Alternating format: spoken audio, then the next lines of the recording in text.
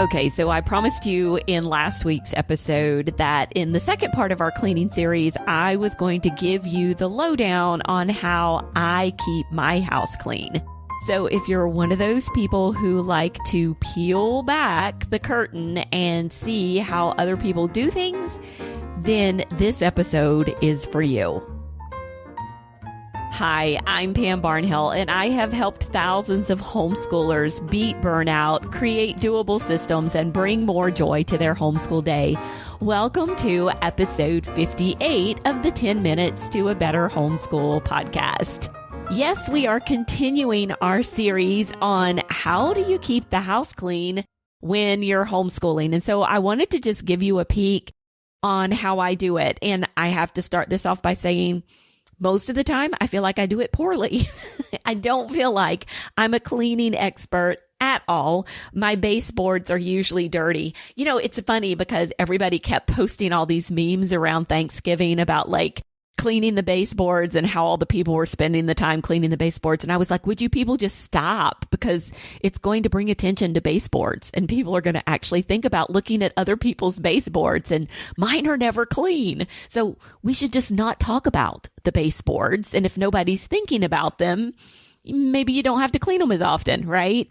So I don't feel like I'm an expert at this at all, but I think sometimes it's good, it's helpful to look at how other people do things. And this is why those clean with me videos and cleaning videos are just so insanely popular on YouTube. And so that's what this is. This is just a little peek into how I do things. If you like this kind of thing, and hopefully you might get a tip or something from me. So not only do I homeschool 3 kids, and they are teens and they do a lot of things independently, but I am available to them for about 3 hours a day. So between our morning time, some of the subjects that I actually do with them, and then just being really available to them. That comes out. I have 4 hours blocked off on my schedule, but typically it ends up being about 3 hours a day that I am like right there with my kids doing the homeschooling stuff.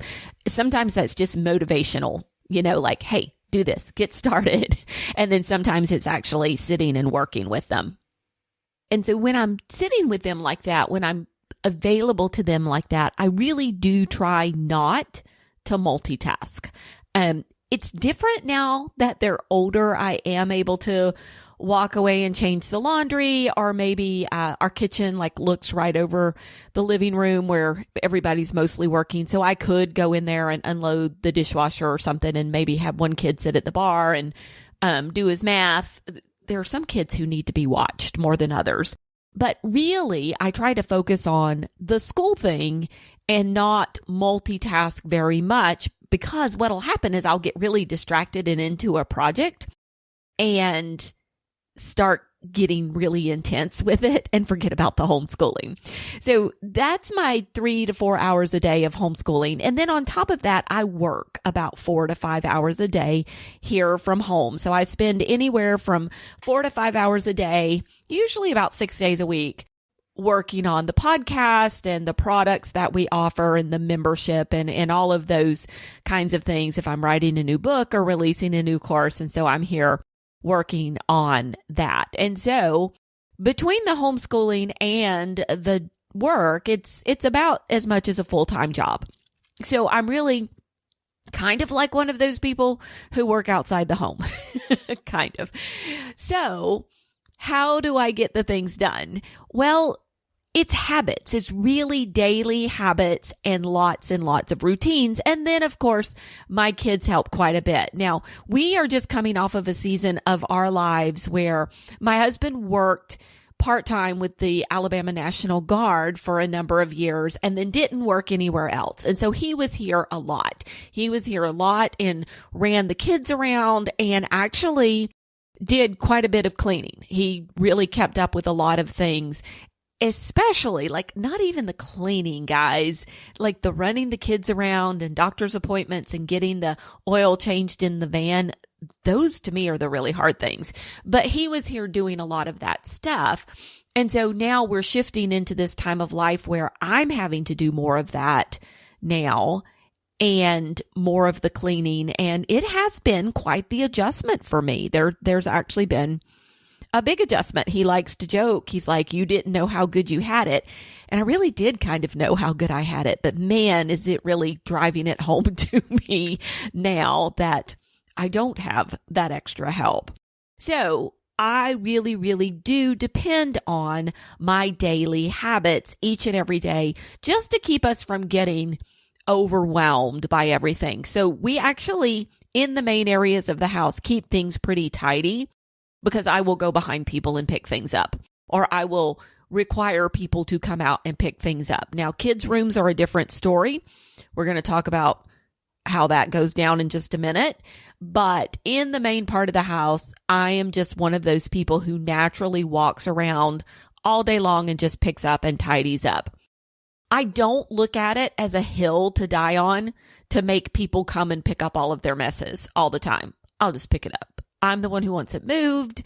I'm the one it's bothering. I'll just pick it up and put it away. It is like, I don't feel like I've got to train my children to do that because I require other things out of my children. This is my problem. I'm the one picking it up. So I do a lot of tidying throughout the day just as I go through my day. Now, that doesn't mean my house is always extremely tidy. At any given moment, there's a lot of junk lying around. But when it bothers me, I pick it up. And then I do things like my morning routine. So my morning routine includes a fly lady swish and swipe of the bathroom. It includes unloading the dishwasher most days so that I can load it back up as the day goes on and I don't have a sink full of dishes. It includes, wiping down any crumbs off the counters or things like that. So making my bed every day. I'm a big bed maker. And so those are the kinds of things that I do every day. And then, of course, tidying up the kitchen after dinner or every meal and those kinds of things. And so that keeps us on top of a lot of things. Then my kids have chores on their school list. So each child has chores that they're responsible for all the time. And so Olivia's is vacuuming the floors. She has like a schedule of floor vacuuming that she's supposed to follow. She is the one who's the most distractible about it. And then John's is taking out the garbage, and he's in charge of all of the home sanitation when it comes to the garbage, getting it to the road, bringing the can back, collecting up all the garbage weekly from all the little bitty garbage cans, and then taking out the kitchen garbage anytime it needs taking out. And then Thomas is in charge of feeding the animals. And so those get done every day, but then they also get put on their school list, things like clean your room. And so that is actually part of their school list each day. They have to get their room cleaned. And sometimes I will put other little chores on that school list for them to do. Then once a week, we do a Fly Lady weekly home blessing. So I do not do everything Fly Lady does. I've definitely modified this to fit our family. Like, we don't have magazines. We don't go through the house throwing away magazines. Garbage always gets picked up on Monday, but we've added some things to it, like mopping the kitchen floor in the entryway and vacuuming the living room. We just have this list of things that we do. We call it our weekly home blessing hour. But honestly, if we each take 2 to 3 jobs, it takes us about 20 minutes each. And there are 4 of us. So it's me and the kids who do it together. We each take 2 to 3 jobs. It takes each of us about 20 minutes to complete those jobs, and then we're done. So we can get our weekly home blessing, which is just basically a general clean of the middle parts of our house, like the visible parts of our house. This is what we would do if somebody were coming over. Like if you were to call us and say, hey, I'm in town. I'm going to stop by tomorrow. Like before you got there, this is what we would do. So when you came into the main parts of our house, that it would be tidy and clean and smelling fresh. And we do this like fairly religiously every single week.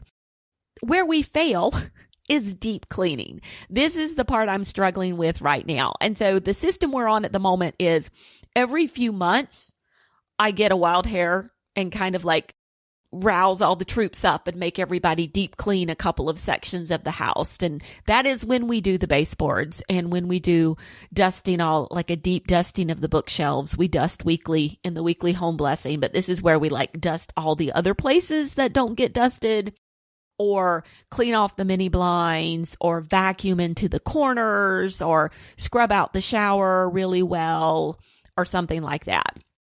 And so this is the part I'm struggling with. This is the part that I'm still trying to figure out. I'm still trying to fix, is how do we get in that deeper cleaning stuff? And so, I've thought about zone cleaning on a loop schedule. I've thought about doing the once a month cleaning, or even just someone suggested to me just doing the daily task from the Fly Lady app. I might do that. But I haven't found the system yet that works. And so that is what I'm working on right now. So far, that's why I say we clean badly. We're keeping our head above water with our weekly home blessing and kind of our daily habits. And yeah, the other stuff, we're just doing the best we can. So that is my cleaning routine. Hopefully you took a little comfort in the fact that it is tidy enough, but not perfect. And I will be back next week. We're going to be talking about what is perhaps the most important part of your cleaning routine, and it's probably not what you would expect. So come and join me then. I'll have a very special guest, Misty Winkler. And until then, keep on homeschooling.